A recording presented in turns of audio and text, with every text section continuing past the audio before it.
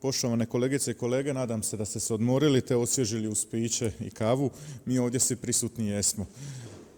Iznimna mi je čast i zadovoljstvo najaviti u trećoj sesiji pod naslovom Budućnost poslovnih događaja gospodina Ozrena Kovačića. Ozren Kovačić dolazi iz hotela Le Meridian Lav, gdje je iznimno aktivan u my sektoru, djeluje kao sales manager i account director. Tijekom njegovog predavanja sva svoja pitanja za gospodina Kovačića možete pisati u chat boxu koji se nalazi na donjem desnom kutu vaših ekrana.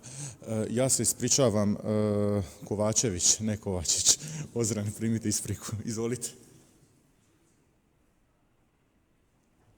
Nema isprike nikakve, sve u redu. Sad imaš ime Ozren, onda se navikneš na krivo izgovaranje imena i prezimena i tako tih stvari. Hvala još jednom kolegi na predstavljanju.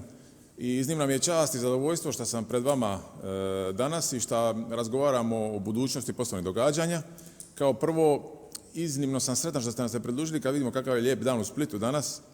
Vjerujem i u okolnim prostorima u kojem su naši sudionici. Tako da hvala vam još jednom što ste s nama i što ćemo porazgovarati o ovom segmentu turizma, pogotovo u ovom teško i zahtjevno vrijeme u kojem se trenutno nalazimo.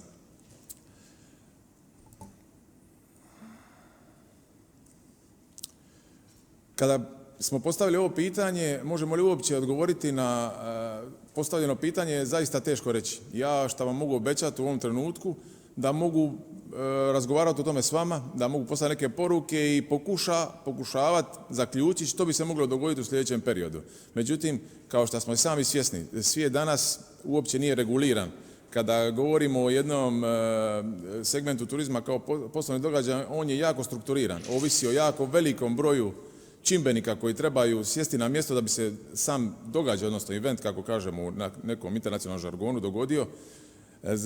Trenutno ne postoje pouzdani uvjeti kako bi to realizirali. Tako da trude se države, trude se globalne asocijacije, Europska unija, a mi krajni na neki način, mi oni koji proizvodimo same događaje i kolege iz branše, čekamo ta rješenja kako bi na neki način samopouzdanjem i nekom novom stabilnosti i odgovornosti mogli realizirati same događaje. Tako da ćemo na neki način pokušati razmišljati, promišljati, predvidjeti što bi se moglo dogoditi, ali svakako moj odgovor ne morate očekivati da će biti 100% točan, nego jednostavno jedno moje mišljenje, pa ga uklopite u neki mozaik svih promišljanja o tome, pa ćemo možda doći do nečega u budućnosti.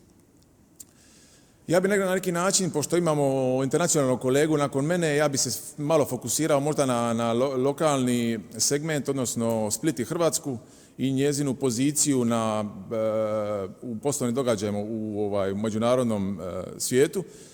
Kada gledamo Split poziciju, možete vidjeti samo iz ovog nekog geografskog oblika da smo mi tu na liniji sa tim, ne znam, recimo jugom Francuske, Portugalom, Italijom, da smo destinacija u biti koja smo geografski položena skoro slično kao Barcelona, međutim daleko od toga da smo poznati na taj način. Veliki broj prednosti kompetitivnih imamo, međutim još uvijek postoji dosta izazova. U svakom slučaju krenut ćemo sa nekim izazovima. Kada smo, recimo 2019. kada smo bili aktivni, mi smo uvijek govorili da nam nedostaje dobrih veza, komunikacije, pogotovo sa Europom, a da ne govorimo sa drugim kontinentima. Međutim, danas sa sjetom se sjećamo tih dana kad smo iz ovog gledišta bili jako povezani sa svijetom. Međutim, eto, u situaciji smo koji jesmo i moramo tražiti neke kompetitivne prednosti u sljedećem periodu, nešto moramo početi razmišljati izvan kutije, kako bi rekli. Tako da, prije ove krize razvila se infrastruktura, moramo biti iznimno zadovoljni što se zračna luka obnovila potpuno, imamo i zagrebačku zračnu luku koja je potpuno obnovljena, tako da smo bili na neki način na putu da se stalno stavimo na mapu poslovnih događaja kao jedna zaista interesantna destinacija, s time da ta povezanost koja je možda slabija za Hrvatsku i Split može biti i prednost, jer ova destinacija još uvijek nije potrošena na način da ljudi kad komuniciraju s drugima da kažu, ne znam, Split, bio sam tamo, još uvijek ima dosta ljudi koji nije okusilo Split, Dalmaciju, Hrvatsku, tako da imamo na neki način tu prednost. Još jednu stvar bih morao spomenuti koja se često zaboravlja, a to su ljudski potencijali. Mi smo od 2000. godine kad se počelo ponovo razvijati, na neki način smo razvili dosta ljudi, dosta stručnjaka. Evo ja preko mog puta gledam sad stručnjake koji rade, koji nam pomažu da ovo na audiovizualni način riješimo. Stvoreni su stvarno ljudi koji znaju na visokom europskom i svjetskoj razini odrađivati sve ove stvari koje su za nas zahtjevne. Međutim, u ovoj krizi imamo veliki izazov da izgubimo te ljudske potencijale, da turizam postane grana od koje će ljudi bježati. Tako da nekako sa vrha trona nekih zanimljivih i atraktivnih zanimanja na brzinu smo došli na neke margine. Tako da se nadamo da ćemo na neki način uspjeti da turizam je osjetljiva biljka, ali da će se uspjeti vratiti iz ove situacije. Kako smo spomenuli, naravno prirodne ljepote su tu, pejzaž je tu, međutim opet se vraća na ljudske potencijale i infrastrukturu. Znači to je jedna od ključnih stvari koja može osigurati nama napredak.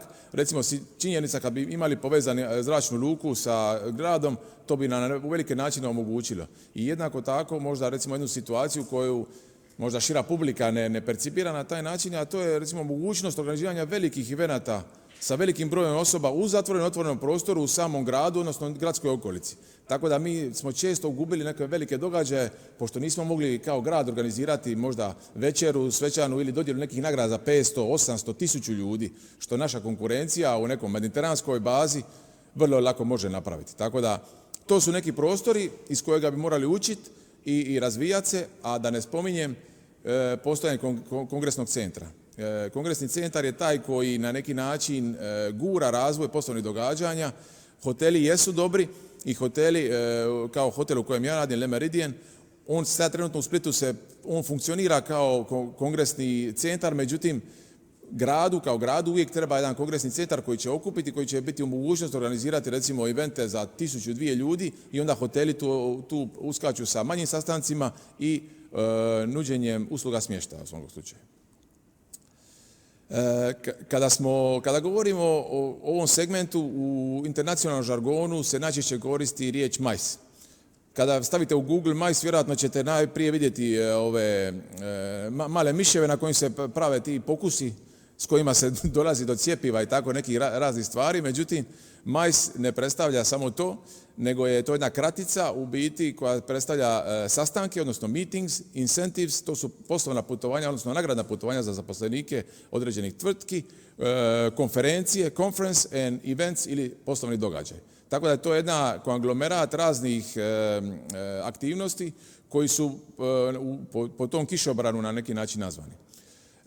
Kada govorimo u Hrvatskoj, najčešće, ja bih se fokusirao sad na našu regiju, najčešće govorimo o turizmu i kad se slušate na dnevniku, na medijima, televiziji, čućete o leisure turizmu. Znači to je onaj ljetni turizam koji je jako sezonalan. Uvijek se govori kakva sezona, čeka sezona, da li će nam gosti doći, a u majsu jednostavno to ne funkcionira tako. Mi smo već 19. godine bili u situaciji da imamo na neki način kongresnu sezonu, odnosno sezonu događaja od 3. do 11. mjeseca. I s ovim vezama koje smo imali, tako da ja ga ne bih nazvao sezonalnim, nego jednostavno on je, taj oblik turizma je aktivan koliko mi pružimo uvjete da on bude aktivan. Odnosno, znači, da li je infrastruktura tu, da li imate kvalitetne hotelske smještaje, da imate dodatne aktivnosti koje mogu privući uzvanike u svakom slučaju. Znači, to bi bila neka njegova specifičnost prema ovome ljetnom turizmu kojega, kažem, kroz svih panela, komentara, uvijek ćete o njemu slušati, a ovo je nekako stavljeno u zapečak. Sama reakcija na pandemiju nije bila lagana. Kao što sam spomenuo, ima puno faktora koji se moraju zadovoljiti da bi se došlo do realizacije. Recimo, iz mog vlastitog iskustva, iz moje tvrtke, mi smo došli u situaciju da jednostavno moramo sve događaje koji su potvrđeni, ugovornom obvezani, da ih moramo prebacivati sa jedne godine u drugu. I nažalost, događa nam se od 19. godine da ih prebacujemo sa 20. na 21. Sad smo u situaciji da ih prebacujemo sa 21. na 22. Ja se to planiram da ćemo sad 22. krenuti stabilno naprijed, tako da jednostavno ja sam jedan ugovor sam znao pisati po 3 do 4 puta, tako da idemo dalje, nema drugi. Postoji sektori u ovom bazenu koji su dosta dobro reagirali i to iz osobnog iskustva mogu potvrditi. Ako mogu samo kolegu zamoliti da još jedan put zarora video slobodno, nije problem, dok završimo ovu sekciju. Znači, to su sektori kao što je filmska industrija, koja, znamo svi, tijekom lockdowna, svi smo na neki način u foteljima, naslonjačima, sve te produkcijske firme pokušavaju izbaciti sadržaj novi vani, tako da smo mi, recimo, u mojoj tvrtci ovo ljeto imali jednu veliki reality show iz Sjedinjenih Američkih Država u kojem smo se prilagodili tim novim uvjetima, svaki dan 2 testiranja, ljudi koji dolaze nekim, kako bih rekao, avio prijevozom, poseban specifičan koji ih je dovodio u hotel, čak smo mi dali posebne djelatnike koji su 24 sata bili sa tim sudionicima i koji su bili testirani redovito, tako da smo se jednostavno privikli na, ne bi više to nazvao ni novo normalno, nego jednostavno život koji iziskuje od nas da se prilagodimo i pokušamo ostvariti neku zaradu da bi osigurali nastavak djelovanja samih tvrtki. Također bi tu naveo i sport. Trenutno mislim da dosta hotelskih kapaciteta, manjih agencija živi od sportskih događaja koji, kao što i sami znamo, nemamo publike, međutim oni su vrlo brzo proveli protokole, zna se koje sve detalje treba zadovoljiti kako bi se, ne znam, smjestilo ekipu, kako bi ona bila sigurna, tako da s tim zaista možemo biti zadovoljni. Možda bi to bio neki put kako bi trebalo organizirati nešto u ovom interperiodu dok ne dobijemo rješenje, dok ne dobijemo cjepivo koje funkcionira, dok ne dobijemo sustav koji se zna na koji se način kreće. Hvala još jednom.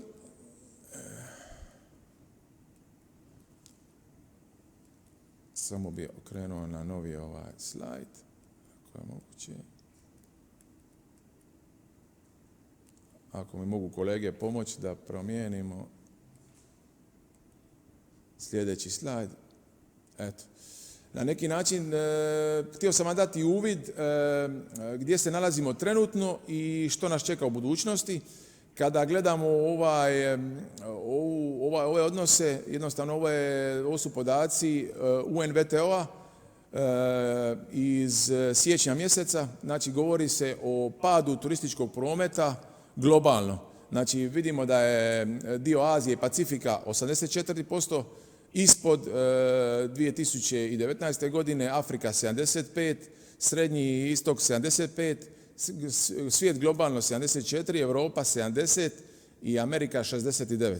Znači, to je zamislite jednu tvrtku koja ima 100 nečega i sad su 70% toga. Tako da trenutno prolazimo kroz jako veliku krizu, s time da možda najvitalniji dio našeg lanca predstavljaju zračne kompanije, koje, kao što i sami znamo, dosta su tereta primile na sebe. One koje su u vlasništvu države, njima neke države članice Europske unije, tako i svjetske, pomažu.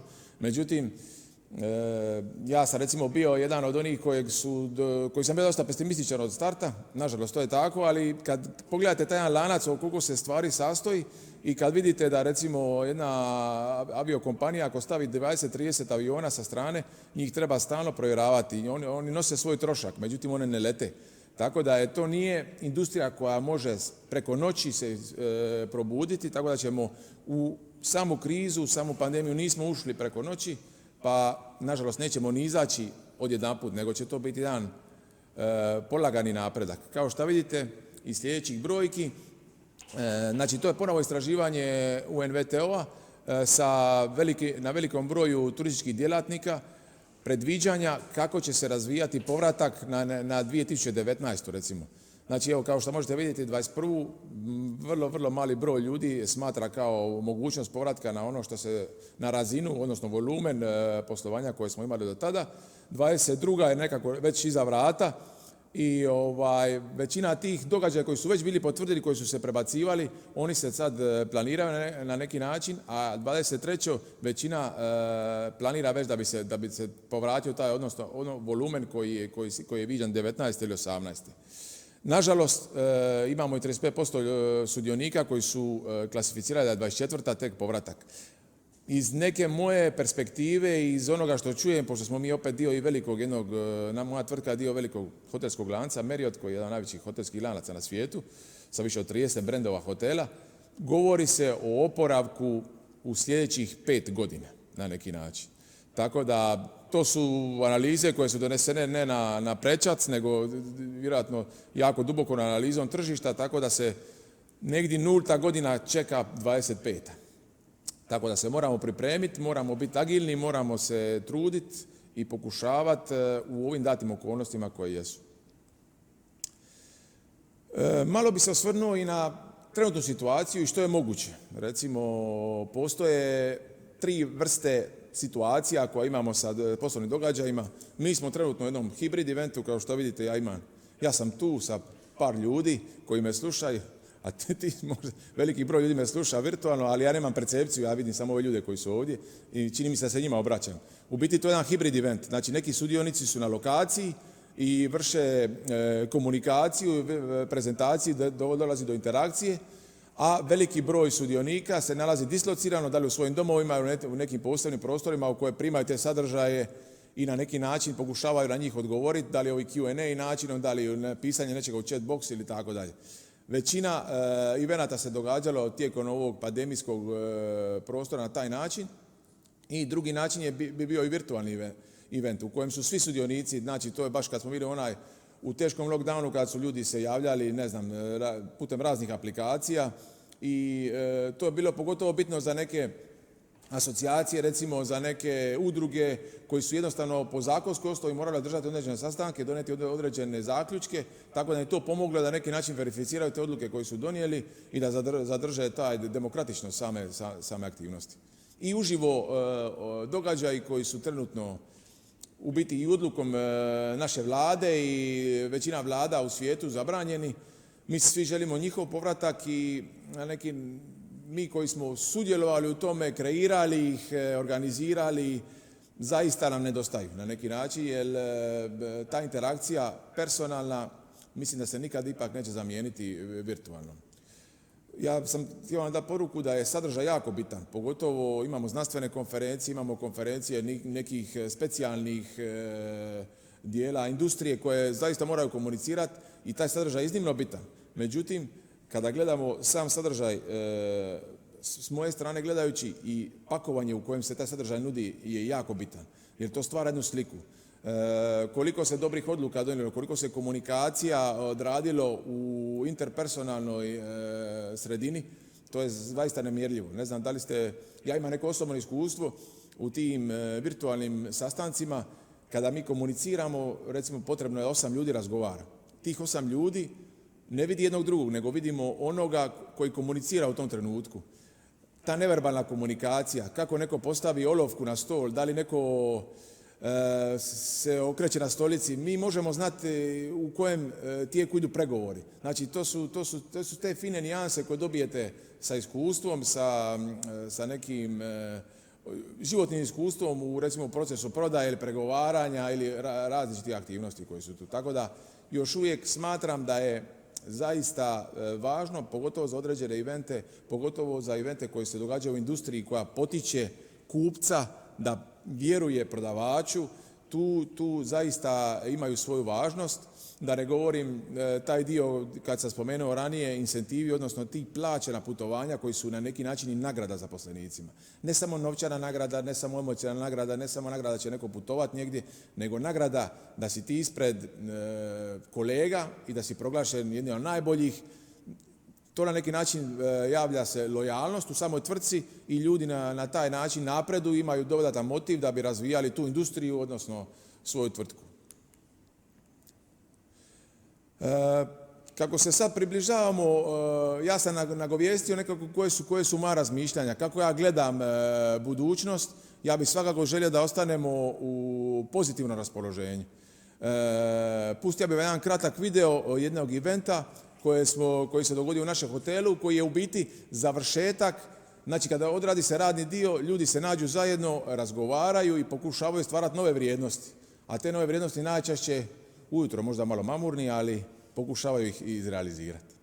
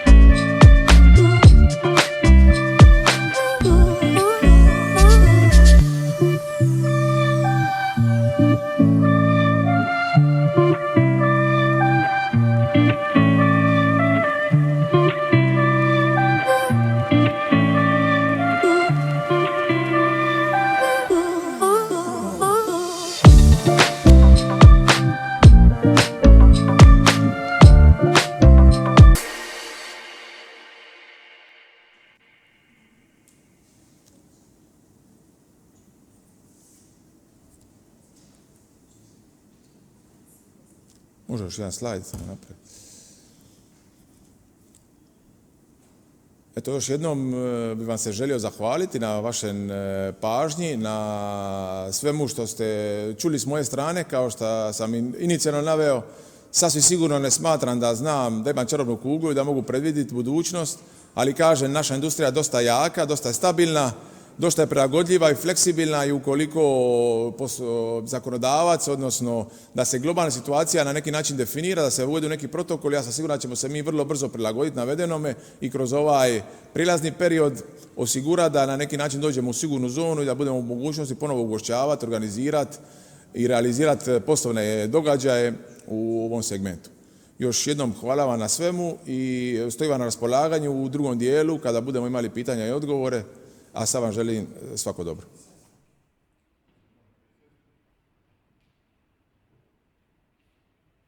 Hvala Ozrenu na ovoj lijepoj prezentaciji. Moram vam priznati da ste me vratili u 2007. godinu, jer sam bio prva generacija koja je imala organiziranu maturalnu večeru u obnovljenom hotelu Lav. Tako da bilo je jako lijepo kao i danas. And now, our next speaker, Managing Director of MICE Knowledge, a London-based consulting specialization in a research, education and training service for the meetings and events industry.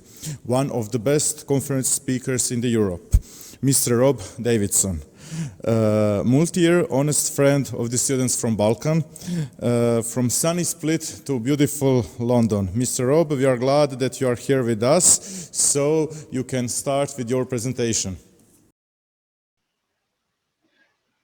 Well, good afternoon, everyone, and hello from sunny London.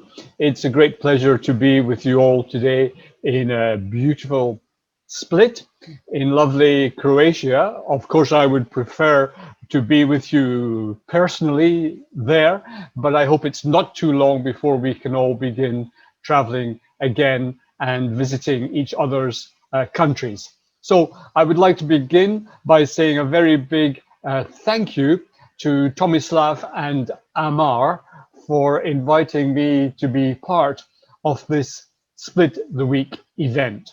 You've had a wonderful morning, some fantastic speakers, and I personally regret very much that I cannot speak your language better, because I'm sure I missed a lot of very useful information.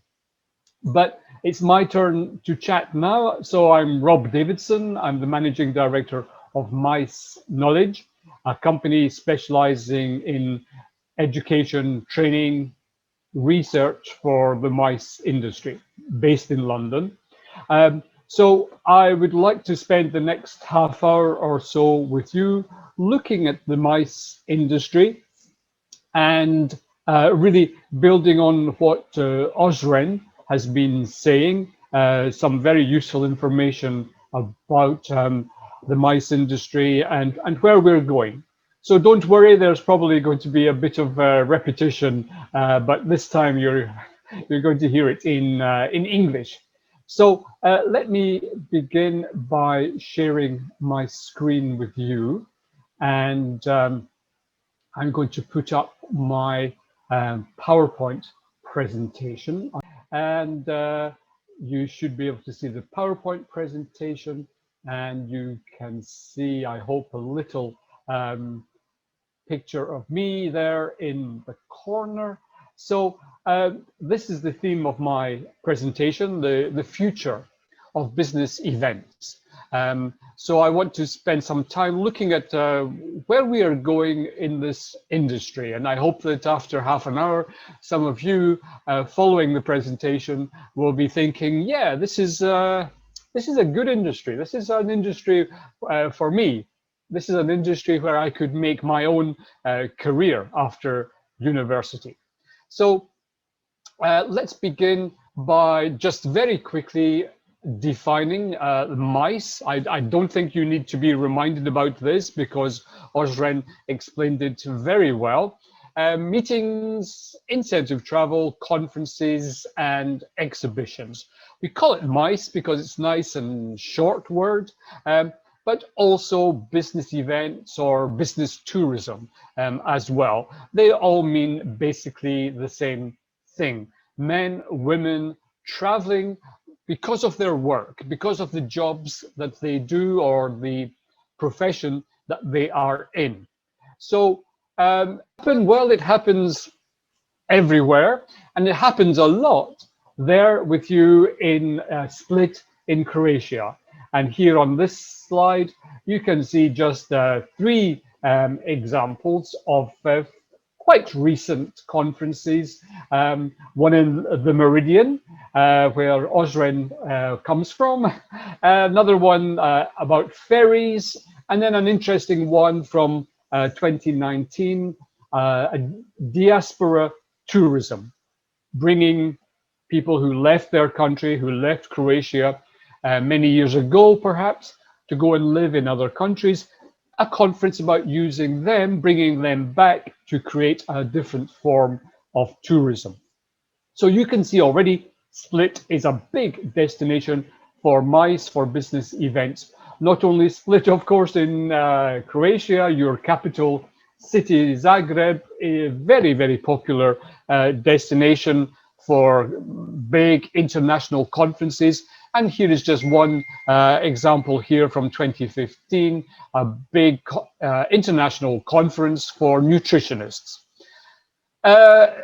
Other countries in your part of the world, in the Balkans, well, next door, you have Montenegro. And here's a nice event from 2018, focusing on sport performance in the lovely town of Budva.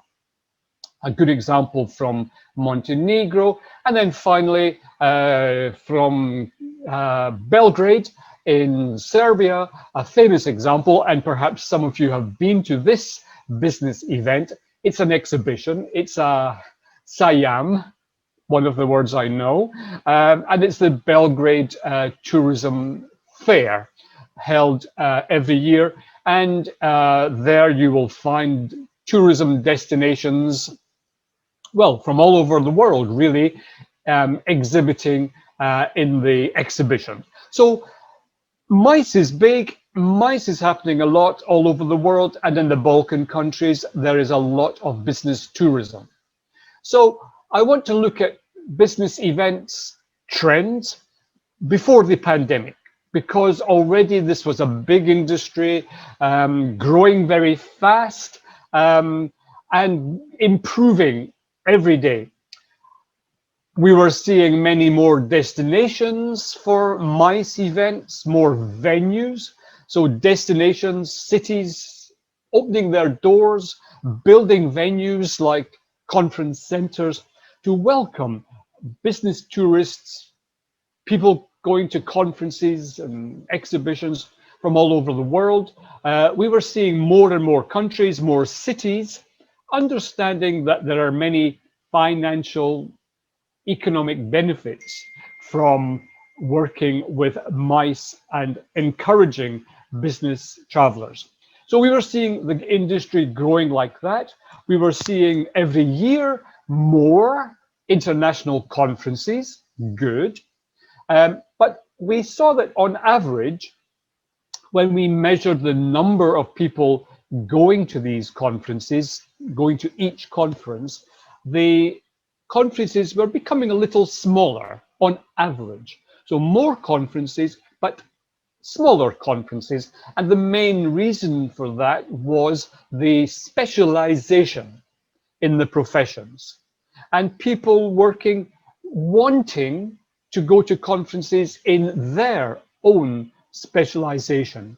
So for example, instead of one big conference for dentists, for example, we were seeing 3 or 4 smaller, more specialized conferences for dentists specializing in remedial dentistry or children's teeth, for example, wanting to go to conferences in their specialism. So that was a very strong trend. A very encouraging trend was professionalism. We were seeing more and more students, like many of you, in universities studying tourism, studying mice, conference management, conference organizing. And this meant that there were more and more people working in the mice industry who had a training, who had an education, who had diplomas in mice-related subjects. That was a big improvement, better professionalization. We were seeing big changes in the roles of participants, the people who come to meetings, who come to conferences. We were seeing a big change from the old way where they were very passive, sitting, listening to speaker after speaker in the audience. More active roles, being part of the show, more discussion, more questions for the speakers. I'm going to show you later some examples. We were seeing much more interest in sustainability, green meetings, sustainable conferences. And again, this is really your age group, your generation, looking at conferences and saying, okay, they're great, but they're very big. They mean a lot of people flying around the world to go to meetings. How can we make conferences greener, more sustainable? How can we save energy, save paper? How can we minimize the impact of conferences on the environment? Very strong trend and stronger now than ever. And finally, more use of technology. The internet was a massive impact on the mice industry. It's very difficult for people even my age to remember a time before the internet when everything was on paper. Technology, we are using it all the time to make conferences more exciting, more participative. And I'll show you some examples of that as well. So the question everyone's asking me right now is, when will things return to normal? And I'm an honest person, and I say the truth is, I don't know, and nobody knows. But I can say some things. I can say that, of course, at the moment, in most of our countries, conferences are forbidden by the government. We have seen in the last year many cancellations, conferences cancelled, conferences postponed into the future, and we are still seeing that. The second phase is when conferences will be permitted, but with very strict social distancing and hygiene measures. And we heard Ozren speaking about protocols. Those are and will continue to be very important. So already in some countries, like for example China, we are seeing conferences, exhibitions coming back, but very strictly controlled for hygiene and social distancing.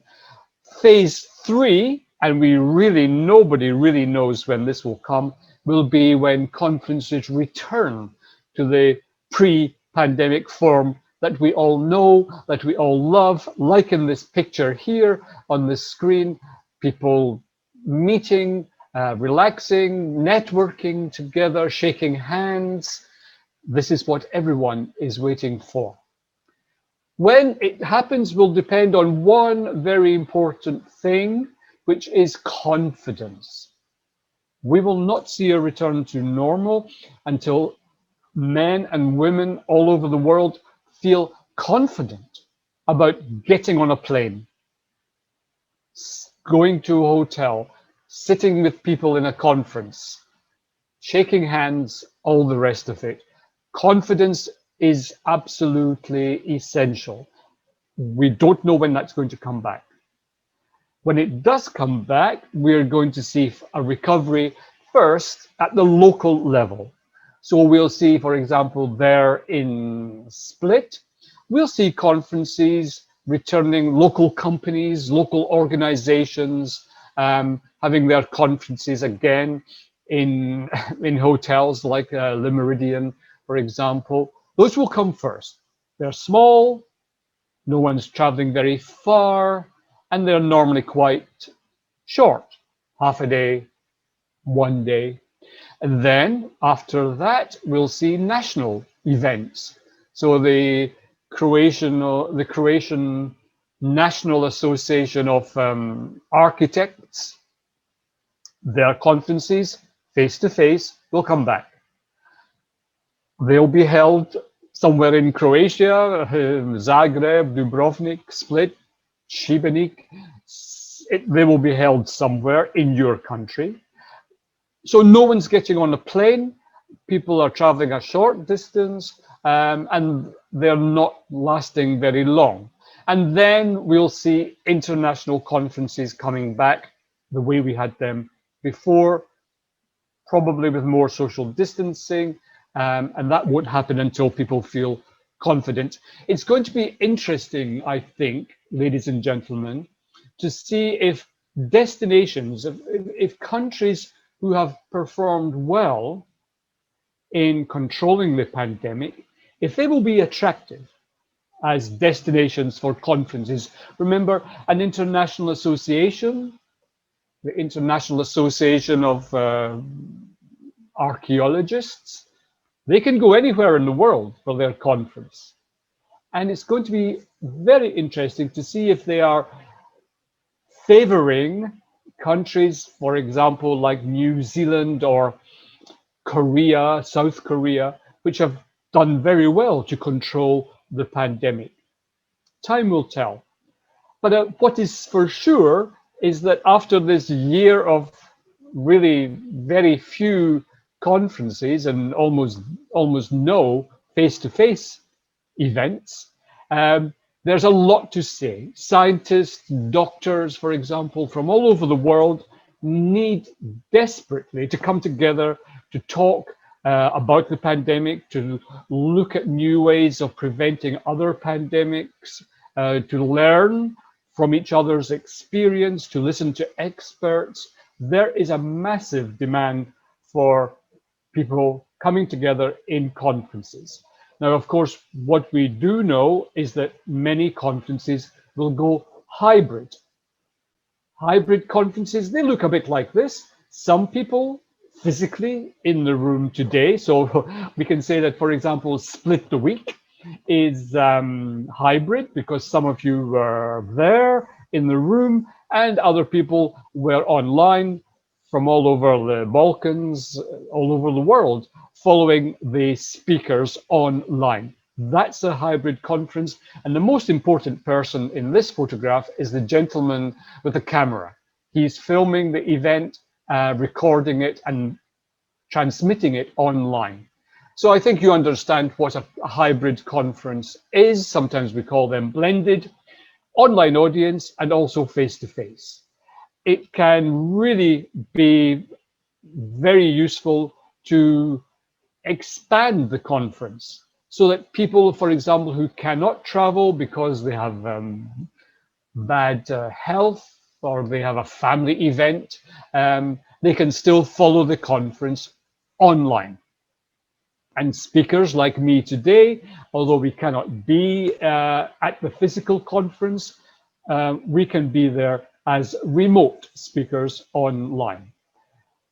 Same event, same content, different audiences. So I spoke about the changing trend in the delegates, the participants' experience. And I said this word interactive. We're seeing new formats. We're seeing, for example, feedback for speakers. We're seeing members of the audience, participants who can send speakers in real time their questions by using their mobile phones.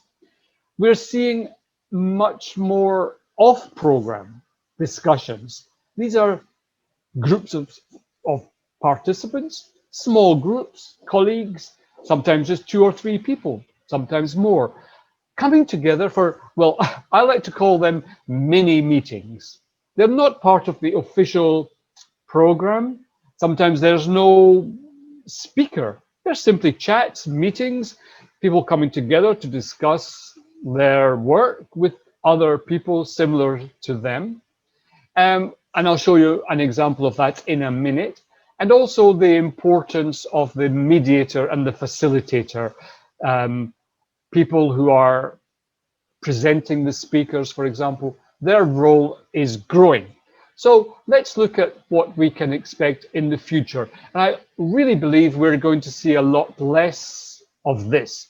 Here we have the classic big international conference, hundreds, sometimes thousands of people in the audience, the participants, and speakers on the stage, one speaker after another after another. That is the classical way, not very flexible, very difficult, I think, if you're in a big audience like this, very difficult to put your hand up and ask a question, especially if you're sitting at the back.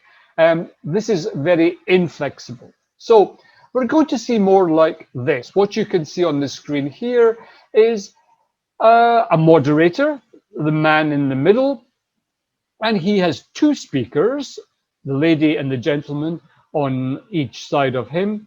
And it's more of a relaxed kind of TV chat show experience, like a chat show like you see on television. The speakers are telling what they know. They are sharing their knowledge and their ideas with the audience, but in a more relaxed way, a more natural way. And the moderator in the middle, he is asking them questions to keep the chat, to keep the conversation going.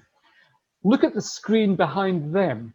What you see there are questions from the audience, but they're not putting up their hand and then waiting for the microphone to come to them. That's the old school way.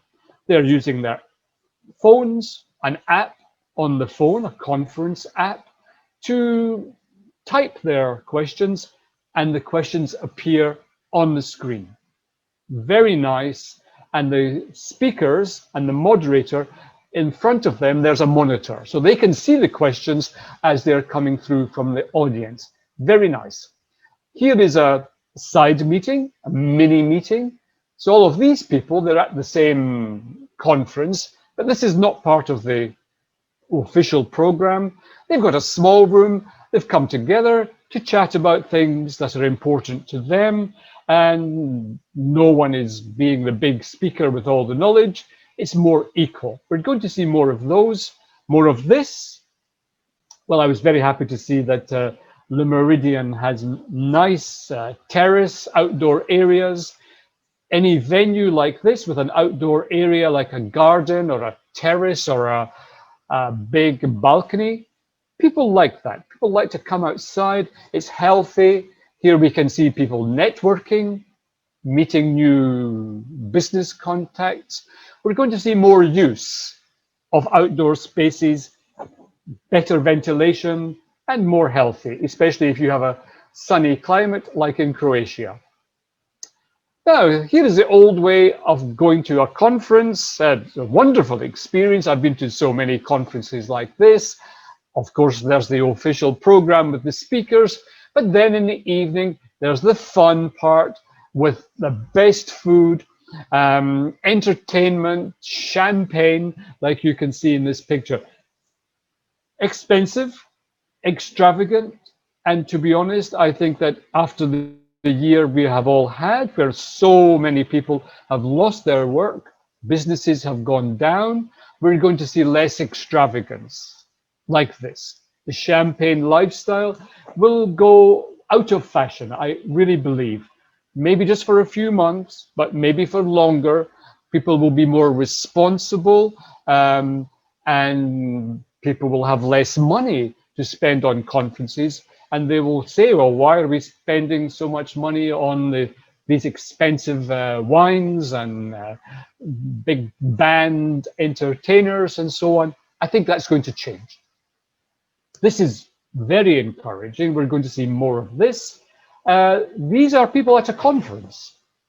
They're all at a conference. The people with the yellow jackets, they are conference participants, but it's the end of the day. They are coming together outside, as you can see, and they're doing some voluntary work. They're having a change from the conference. They've been clearing up the trash in a local park. You know, it's nice. They're outdoors. They're still networking, meeting new people, having a bit of fun, but doing something good for the destination, for the environment. Just leaving that place a little nicer than it was when they came there. The people on the other photograph are also participants in a business conference, but again, it's the end of the day, and they're doing something for the local community. This photograph is the garden of an old people's home, a residence for very old people. Now, they're making it nicer. She's painting the wall. They're putting down grass for the old people, building benches for the old people to sit on. It's a couple of hours at the end of the day, but they're loving it. They're meeting new people and they're doing something useful. And I think we're going to see more of that.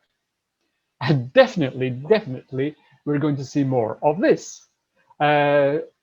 Hygiene, cleanliness, and very visible. Participants coming to a conference will want to see this lady cleaning. They'll want to see her and her colleagues a few times every day. After the lunch break, after a coffee break, they want to be sure that the place is clean, healthy, and hygienic.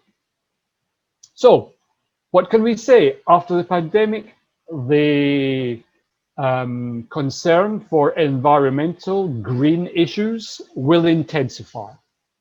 More corporate social responsibility. And that's what I've been showing you in those photographs, collecting the trash, making a nice garden, doing something for the local community.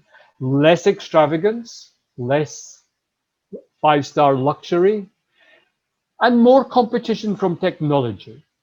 You know, this has been a year when almost all meetings have been online. Zoom, Teams, and I know that much of your education, your lectures, have also been online. A lot of companies, especially, have been looking at Zoom, for example, and saying, oh, this is working okay. You know, why should we go back to physical face-to-face meetings? Why are we putting people on planes and trains and in hotels for a few nights when we can do it all on Zoom? Now, if you're working as I am in the mice industry, this is a very big worry, where we don't want people to be online all the time. We want them to be traveling, to be in our venues, to be meeting face-to-face, because it's our world, it's our industry.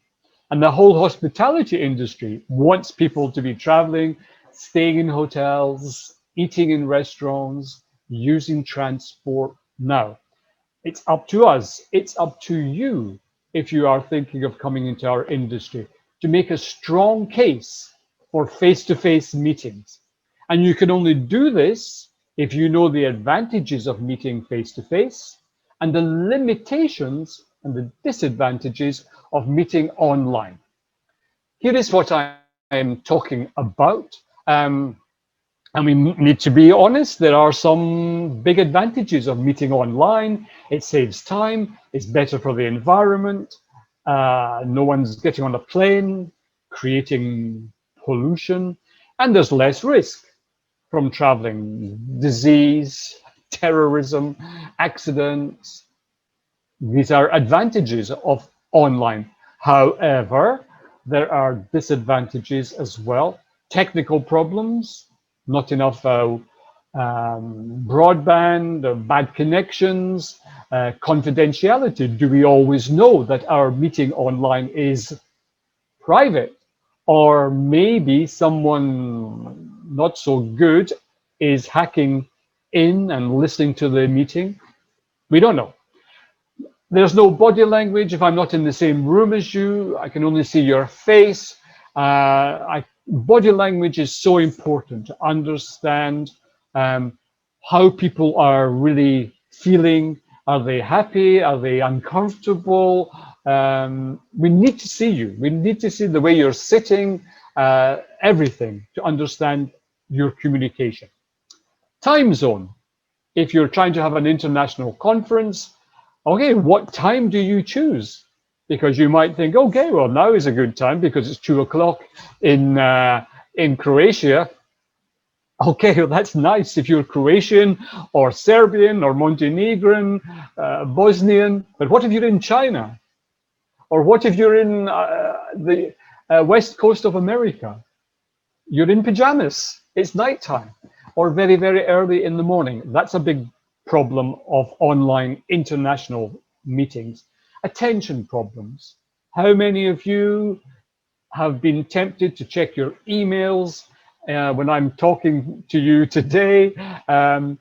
It's easy to lose attention and it's tiring, fatigue. We know that spending all day or even an afternoon online is exhausting. Face-to-face, what are the advantages? Keeping the attention. If you're launching a new direction for the company or launching a new product, you need people in the room. You need them there to keep their attention. You need them to listen to every word. If you want to inspire them, to energize your colleagues, your managers, you need to have them in the room. Very difficult to do it like this online. Celebrating success, yeah, well, you know, let's celebrate properly, because an online beer, a virtual glass of wine is nothing. So we need people to come together for that, for building networks, networking, meeting new people. The guy you meet at the bar in the evening at the same conference, you've never met him before, but you present yourself, you find you have something in common, you're interested in doing research together or starting a new company together. Impossible online. Trust, transparency. So these are the things face-to-face meetings bring you that online meetings simply cannot do so well. And everyone needs to remember that.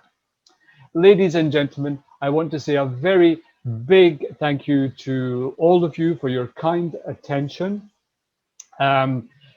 I love it when people stay in touch. So here is my email.